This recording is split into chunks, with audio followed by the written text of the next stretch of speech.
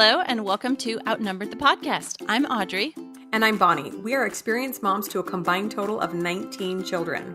In our weekly episodes, we explore relatable topics using our perspectives of humor and chaos. Tune in for advice and encouragement to gain more joy in your parenting journey.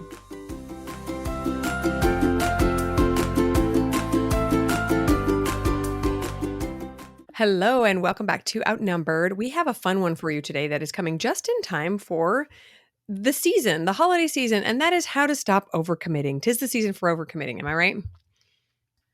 Yes, this is the time when people are stressed out for so many different reasons. And one of them is because they just have too much stuff going on. They feel like they can't, well, we'll get into that in a little bit. I have something funny that my kid said the other day. My 4-year-old, he's always coming up, of course, as the youngest of 9. He has a bigger vocabulary of words than he knows what it means. So the other day I was in the bathroom just off the kitchen and I heard him telling his older sister, 21, I heard her say something to him and I didn't hear what she said. It was, through the door. I couldn't hear it. But he hollers back at the top of his lungs, "That's it. I'm not snuggling you ever again. I changed my mind." Ooh, she did something bad. Ooh, yeah. She got the eternal unsnuggle banishment. Yeah, Oh, yeah, except he has a list. So he says snuggle. So it does, so like, I'm not snuggling you ever again. Like you can't take him seriously. Oh, that is the best. Why are 4-year-olds so cute? Except my 4-year-old is a little pill lately. And my 18-year-old was like, "Is he the worst 4-year-old we've ever had?" And I didn't say it, but I was like, actually, I think it was you. That may have just been because he was number one. And I was like, what am I going to do with this kid? 4. Anyway, so fun. Yeah. So he was overcommitting to undercommit on his snuggles or something. I don't know. Okay, but on that note, how many of us have overcommitted on consequences in the heat of the moment? Like, if you don't listen to me, you will never leave the house again. You will never go to grandma's ever again. Yeah, I tried it on our Outnumbered Instagram account. I basically use the stories to post funny memes and reels and things. So if you're looking for a little humor break, go check that out. But anyway, I posted this one the other day, reposted this one the other day, and some dad was saying, "Oh, you don't think I can?" And he picks up his phone and he goes, presses it like he's dialing somebody, and he goes, "Hello, Santa?" Totally. We're going to take any consequence we can give. And very often we box ourselves into a corner. Dang it. Why did I say that? Okay, but today we're going to be talking about overcommitting on our time and our energy, especially when things get hectic, right? Holiday season, or maybe it's just a crazy season of life. Maybe you're feeling less competent than usual. Maybe there's sickness or whatever the reason. Very often we get ourselves in a little pickle where we feel like we have overcommitted. So today we're going to talk about multiple reasons why we tend to overcommit and then solutions for each one and how we can avoid this in the future.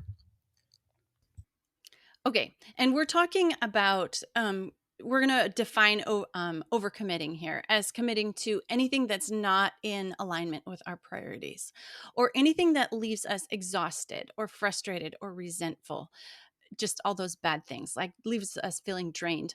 Or another thing here is that it's something that we have a choice whether we can do it or not. There's some commitments that leave us feeling exhausted, frustrated, resentful, drained, like a funeral or raising children, but that we don't have any choice. But we're talking about the ones where we can choose yes or no.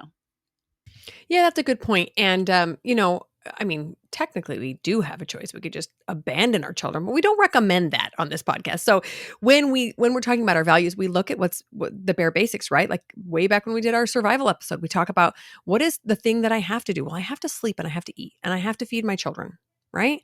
And I have to keep them alive. Like that's bare basics here, right?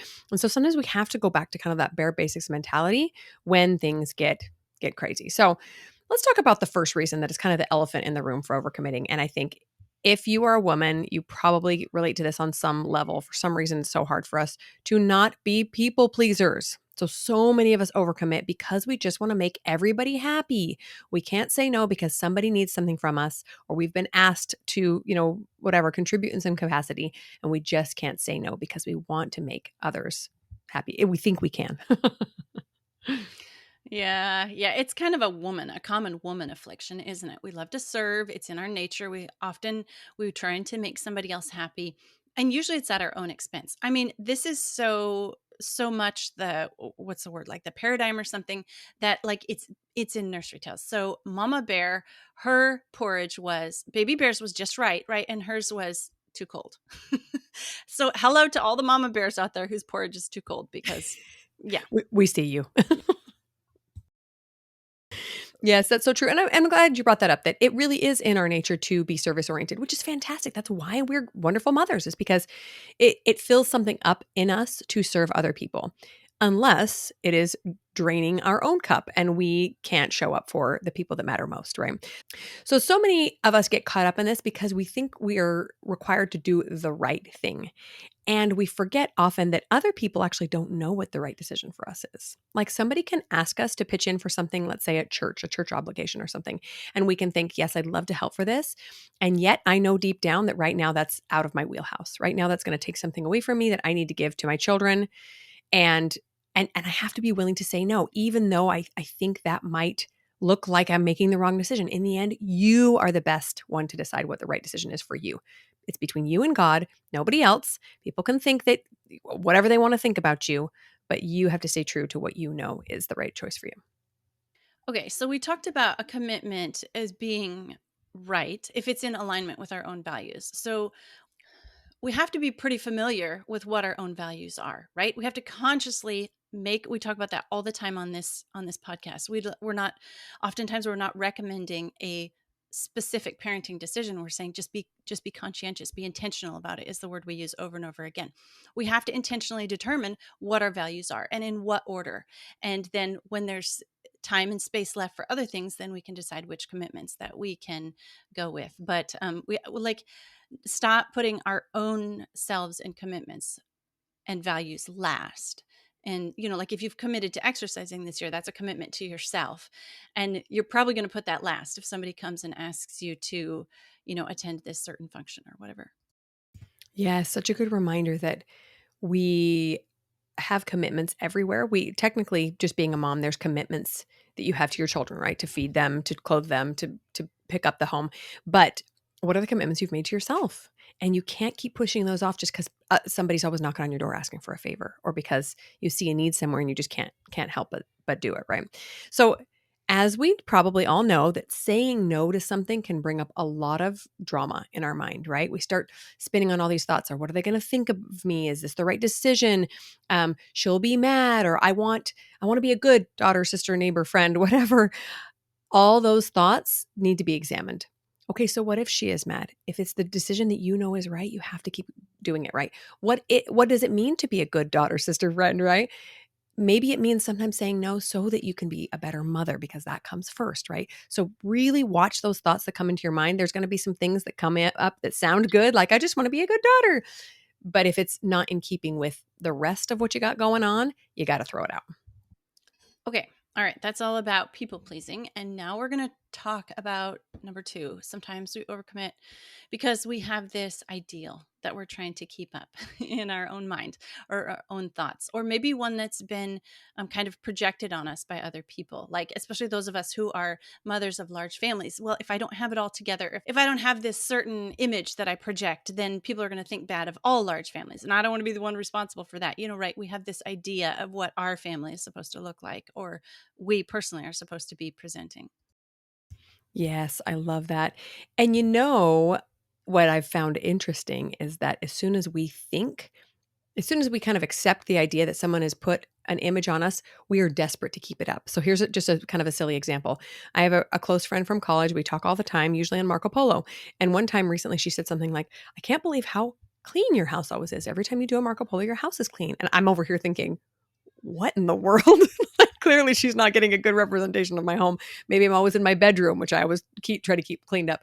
But ever since then, I am like panicked that I always have to do Marco Polos in a clean room now, because she thinks my house is clean. I got to keep up this image. I mean, she's one of my best friends. Do I care if she comes over and sees my dirty house? No, she knows. She has a dirty house sometimes too. But in my mind now, I'm like, well, I gotta like live this up, even though it's not even true, right? Why do we do that to ourselves? We have this kind of expectation for ourselves, especially if we think other people have it for us and we just have to live up to it. It's so silly.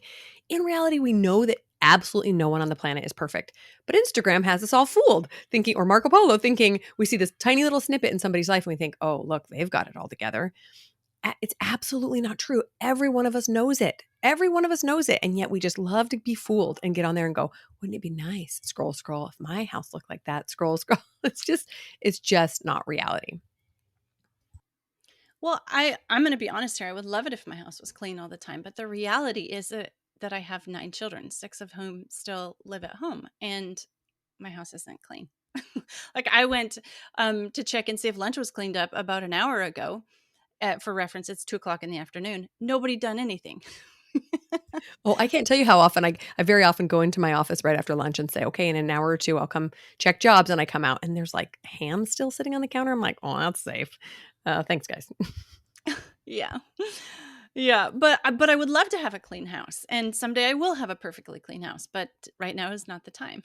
So we need to ask ourselves, like, why is it important to us? Like, so just start digging into these thoughts. Like, why do we want to have a perfect image, or why do we want to have a clean image, or why do we want it to be seen in a certain way? It's probably because we're afraid of rejection. If the people knew the real us, or if they would think less of us, or whatever. Dig into it and find out, like, is it pride, or is it fear, or is it what is the emotion that's causing us to overcommit to so many things? Yeah. And on that vein, think about it. If I, let's go back to the keeping my house clean so my friend can only see clean rooms.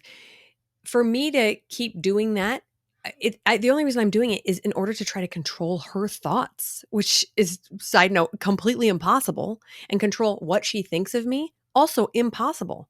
So if we can just step back from, she's going to think and believe anything she wants to about me, and she gets to.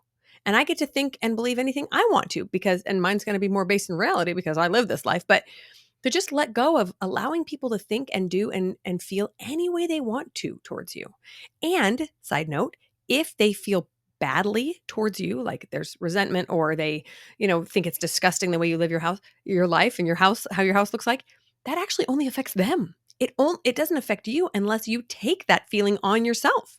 So I'm just going to let her think, maybe she sees a sandwich that's been sitting out there for 2 hours and she thinks it's gross. Great. She can deal with those feelings all on her own. And I don't have to take them on for me. I can just know that that's my reality and it's okay, right? So interesting if we can just stop trying to control others. In my experience, I've actually noticed that the more I show up as myself and stop pretending to have it all together, the more I make friends and the more people resonate with me because they're like, I see in me what I see in you. Somebody who's just trying to handle all the chaos and take care of all these things that are piling up on them. So sometimes I just need to tell myself, hey, I think right now people just need to see the real me because they know all their faults. They need to know I have them as well. Yeah, going back to what people think about us. Interestingly enough, about a month ago, I overheard a conversation between 2 people about a third person. And this third person is somebody that I knew much better than either of those 2 people knew the third person. And what they were saying about the third person was so interesting to me because it was completely inaccurate about what they were saying. And I was thinking, wow, I wonder what it is. Like, I was like totally objective. I didn't like jump in and defend this third person or whatever. I was just like, I wonder what it is in these 2 people discussing the third person that makes them think what they are about the third person. So that is like, if we can keep that in mind, that's really an interesting way to think about what other people are thinking instead of taking it all on ourselves. Oh, they think, blah, blah, blah about me, so it must be true. In fact, that's a mantra that I use with my little kids all the time. They come to me, oh, so and so called me a dumb idiot. And then my first response is, well, just because they said it doesn't make it true. And the answer is, well, no. And I say, then my next question always is, well, do you think it's true? Do you think you're a dumb idiot? No. And then my third question is, well, then what does that tell us about the third person or your sibling that said this? And just a little exercise I'm very adept at walking my kids through, but some reason when it comes to me and what other people think about me or my family or my home, or if I don't attend their event, I have a much harder time applying that little question sequence. Oh, I love that. I'm totally going to steal that. Yeah. Just because they say it doesn't make it true. And a great reminder for myself. Okay, so then we can ask ourselves what would happen if we show up exactly how we are, whether that's messy, if we show up late, or if we show up, with our kids not all matching, or whatever is this perfect thing in our head. What would that mean about us? Would we be any less valuable? Hint, no. But just like put ourselves, sometimes it helps me to, not go to this event in my mind and think, okay, now I'm not at this event, and all these people are there and thinking about them. And is everybody standing around talking about, oh, Audrey didn't show up? No, probably not. Right. You're at home, like having all this drama about like, oh, what are they saying about me? And meanwhile, they're like, oh, you didn't come? I thought you were there. Totally. They're like, oh, I thought I saw you. Yeah. Okay, so while we're talking about perfect images, can we just address another elephant in the room, and that is family pictures? Because I'm sure right around this time, people are getting family pictures. Maybe you're getting Christmas cards, and you're looking at everybody else's perfectly coiffed, dressed children in a perfect cornfield with the professional photographer. So unrealistic, right? So we just got our family pictures back a little while ago, and it didn't go great. My baby has her thumb or a sucker in her mouth the whole time because she just did not want to be there. But what's funny is I love the perfect ones because it's just so fun to see, oh my gosh, we did it. We got everybody looking. Oh my goodness, everybody's smiling. Like it's like this big accomplishment. But every time I share outtakes, every time I share one where we're all like sticking our tongues out at each other, or somebody's pulling somebody's hair, or just the funny ones that are kind of behind the scenes, all my friends and family are like, that's my favorite. I love that one because you see personality, because you see the mess ups, because you see the frustration. People just giggle because it's real life, and everybody wants to know that they're not alone and that they're dealing with the same real life things that you are. I think that's so interesting how much more people love the real shots. Yes, that is so true. And if I know anything about photographers, they have probably photoshopped the family pictures so that, swapped out a head for another head because somebody had their eyes closed. I mean, that's what good photographers do. So there is no real pictures out there anyway. That's true. We have one of our extended family, and I don't know, I think at least half are photoshopped. It's like, it's a beautiful picture, but it is for sure not real. No way we could have had all those people looking. Okay, so let's talk about the third reason that we overcommit. And sometimes we overcommit with our daily activities the same way we do with our plate at Thanksgiving dinner. We just think we can handle more than we can, right? We're like, oh, that looks good. Oh, yeah, I'll do that. That sounds fun. Sure. Yes, yes, yes, yes, yes, yes, yes. And then you sit down, you make it halfway through, and you go, oh, I'm going to be sick. And that's how life turns out sometimes. By the end of Thursday, I'm going, oh, I'm never going to get everything done that I needed to get done this week. Why did I do this? Oh, my goodness. And then we start to kind of fall apart a little bit because we have overcommitted just because everything looks so good. Yeah, the pumpkin pie. The dessert. Well, we always have like a 3-hour buffer before dinner, between dinner and dessert, so you can digest a little bit. I know this one Thanksgiving place that we went to, they went for a walk between dinner and dessert. I was like, this is so smart. Let it all settle in the cracks so you can come back for pumpkin pie. Oh, yeah, that reminds me of our episode that we did about arriving on time for large families. You have to add lots of buffer, not how long is it going to take there, but how long is it going to take there plus 10 minutes per child in your family, right? If you have 2 appointments in one day, that's a lot. Don't volunteer to bring something, decorate your son's classroom or bring a salad to the next event or whatever else you have going on. Just like hold off. You can't be everything to everyone. So just like pace yourself. Yes, I personally do this all the time.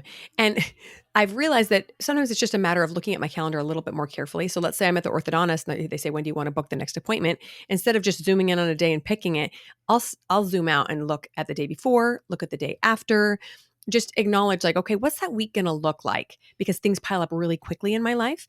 Also pay attention to things like, so when my husband leaves town, I now put it on every day of the day he's going to be gone. So I don't forget in 2 months. Oh, remember that? See that big block letters? Luke is gone. Don't overplan because you're going to be solo parenting that week, right? So just pay attention to those things. Like just a simple example, I generally do not schedule appointments on Mondays. Mondays are just kind of crazy. You're getting back into the week. You're ordering groceries. You're like picking up your house after the weekend. I don't want extra stuff on that day. Or sometimes I will have specific work projects or organization projects that I have to block time off for. And I actually do it on my calendar to make sure that I don't overcommit. But of course, on top of the schedule, there's also mental health stuff. Like I mentioned, a husband being gone, or maybe you're going through a surgery, or your kid is, or something else that's going to be requiring more. Just pay a little bit better attention to what you've got coming up. Yeah, Monday also, for those of us who have religious obligations and large families, Monday is like the mountain of laundry day, right? If you don't get it on Monday, then it avalanches into Tuesday, not even exaggerating here.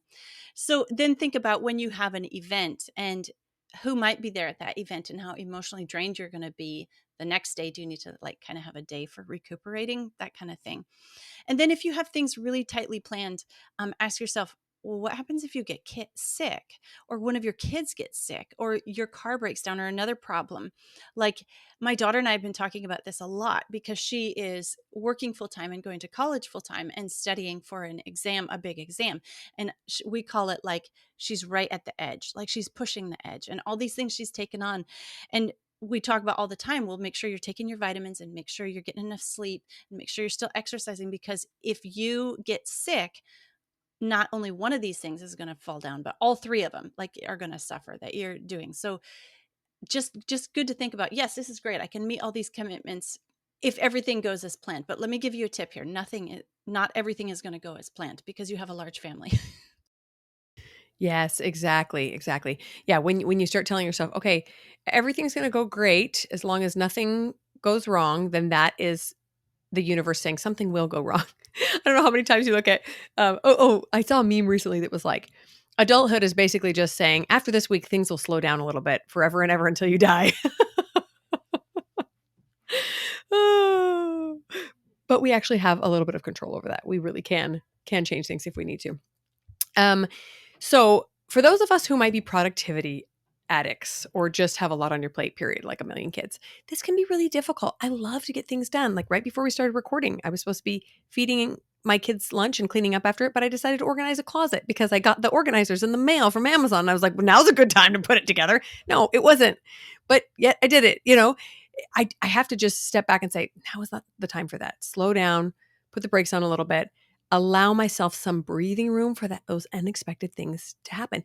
And if nothing unexpected happens, great. You got a little bit of relaxation time. You could sit down with a book, you can cuddle a kid, whatever.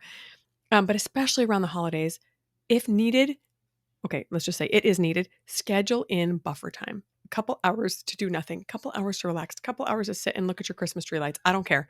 Allow yourself some space. One thing I do when I have a lot of commitments that I can't get out of or have refused to get out of is I will delegate to anybody and everybody that I can, my kids. And I realize that when I'm doing this, that I'm going to need to give them extra time off later. But often I'll say to them, I'm only going to do the things that only I can do. And so that means you're going to have to empty the dishwasher because you're able to do that. Because right now I can only do the things that only I can do. So you can't make this salad, but you can empty the dishwasher to help. So that's how we're going to do this, right? So just kind of delegate is a little tip there, when and where you can. Oh, actually, I'm so glad you brought that up because when we do need to step back, there are a handful of things that only we can do. And that's a really important distinction. You don't really realize that until you have maybe big kid helpers or somebody to lean on. But then you have to realize, like, if you have a nursing baby, who can do that? You and you alone, right? Who can tuck your kid in because you want to connect with them? Just you, right? Delegate all the rest. I love that concept. Yeah, you don't know how many times my husband would bring a crying baby to me and he'd say, if I could nurse this baby to make it stop, I would, but I can't. So Yeah, and of course they always think that's the problem. Well, I'm pretty sure he's hungry. Well, he ate 30 minutes ago, but okay, let's give it a shot. if it's a he, it is hungry. If it's one of my boys, oh my True. goodness, human pacifier. Okay, getting back on track here. Consider a reset. How about if this holiday season or for a week, you just eliminated everything that was unnecessary for life for a while? Like just do a reset week. It would set you up so much better for the upcoming events or the upcoming holidays or whatever's upcoming in your life. And then slowly add back in things one at a time the next week. So I guess you kind of get a 2-week reset so that you can be in a better place to start meeting commitments again. Like you can start from a place of rest instead of a place of being stressed out. Yeah, when I first started homeschooling, we were following the Thomas Jefferson education framework, and one thing that they teach in their framework is they call it the 6-month no. And they say when you first start homeschooling or when things get out of control, you just choose a 6-month period to do nothing. Nothing extra. I mean, obviously, you're not doing nothing when you're homeschooling your children, but no extracurriculars, no parties, no, I mean, you can go on a date night with your husband, but no big things that are going to just suck the life and energy out of you, especially as a homeschooler, because it requires so much brain and emotional energy to do all this for your children. Just say no for a while. And we've done this a couple of times, usually not a full 6 months, but maybe a semester or something where we just say no to anything besides family time, homeschool time, church stuff. And it might sound a little bit like March of 2020. Like many of us had nothing going on during COVID, right? And many of us loved it. And 3 months later, we're like, how can we make this happen forever, right? Where we're home more together, less things intruding on our time. So that's absolutely within your power, absolutely within your power. And no one will die. And you'll probably all look back really fondly on it.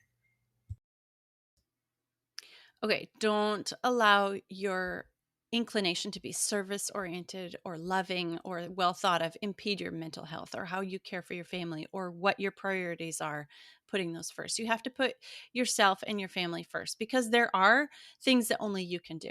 And so you have to be in a good condition to do only those things. So just think about when you're asked to make a commitment, maybe your first step could be, we'll get back to you on that after we discuss it. And so then you don't have to do like an immediate maybe is easier maybe for you than an immediate yes or no. And so then discuss it and reassess your priorities and all that. So immediately just say, hey, that sounds nice. We'll discuss it and get back with you. Yes, I love that. That's a really non-confrontational way to just say, "Oh, what a great opportunity. Can I have a day to think about it?" The other thing I'm sure we've all heard of is the old advice that if somebody asks you to do something and it's not a heck yes, then it's a no, right? So maybes or no's. Like my kids have figured that out, right? Oh, when she says maybe, it means no. They all grumble when I say maybe to anything, but it's true because if it's not a heck yes, it's gonna be a no. That's not in my wheelhouse.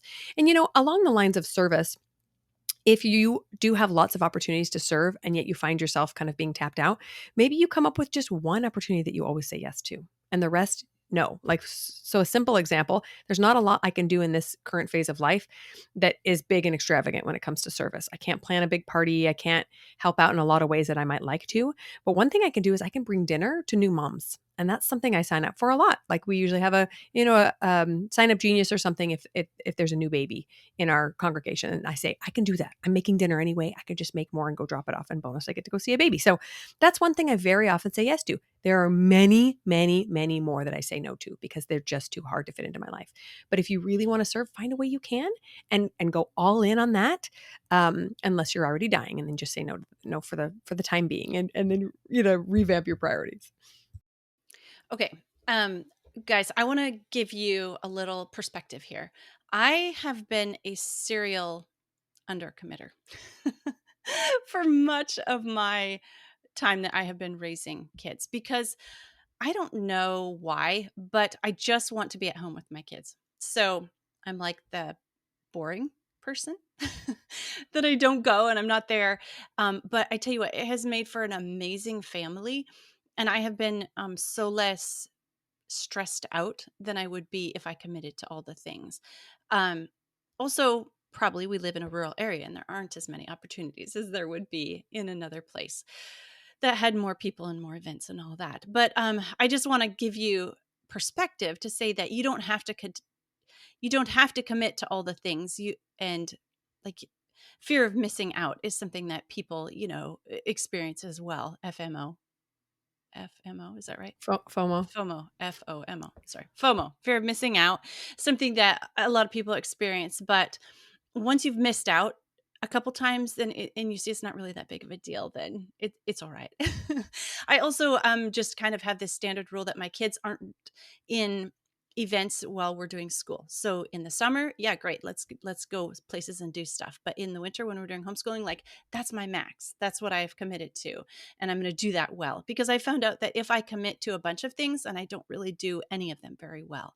So just a perspective, maybe you won't die if you don't go to all the things or be in all the things, or your kid isn't all the things. And I have found that it's made really, one of our values was just to have a slower paced, quieter life and family. And so that was like one of our main values. And so that made it easy to not overcommit. Oh, I love that you shared that. And that's my ultimate example, because conversely, I am an overcommitter to a T, because I wouldn't say FOMO. I just think that life is so amazing. There are so many opportunities and so many exciting things. Just, I want to do them all. Let's bring them. Let's do them all. Right. And then halfway through, I'm thinking, okay, maybe all was overcommit. Maybe even like 30% is a bit much, right? So if it were up to me and I had all the time in the world, we would do all the things. All the kids would do all the extracurriculars, and we would go to parties and do fun things. And somewhere along the line, probably kid 6 or 7, I realized, oh, there is a limit to what I can do. And it has been a wonderful learning opportunity as I have shifted kind of more into this space that Audrey's talking about, of actually the priority is to be here in my home, that my home is a special, I would even say sacred place where we get to feel love and comfort, and we get to rally around and be safe from the world. And the more time we spend in it, the stronger it gets. And how important it is for us to just come together every day and feel that protection, I guess. I don't know if that sounds silly, but I love being in my home. And now I get a little bit more time and energy to make it a wonderful, comfortable place. It not perfectly clean, as we mentioned, but comfortable, and a place that kids love to be, and friends of kids and our friends as well. But to just challenge yourself to say, what is the benefit to this, and what is the potential drawback? And sometimes when we ask ourselves about the drawback, the benefit of taking your kid to soccer, great, he gets to run around and he gets opportunity to be on a team. The drawbacks could be less family time, less time to connect with your spouse or your other kids, less time to have dinner as a family. Like, is that really worth the trade-off? Not saying that soccer is bad. I'm just saying, just think about the pros and the cons when you are feeling a little bit stretched, and you might want to make some changes, which is a wonderful thing. All right, friends, that's all we have for you today in this episode. Go out, commit less, have a wonderful, peaceful holiday season, and we'll talk to you next week. Thanks for listening, friends. Click the link in the show notes to subscribe to our email and never miss another episode. Show us some love by leaving a review on iTunes or sharing the podcast with a friend.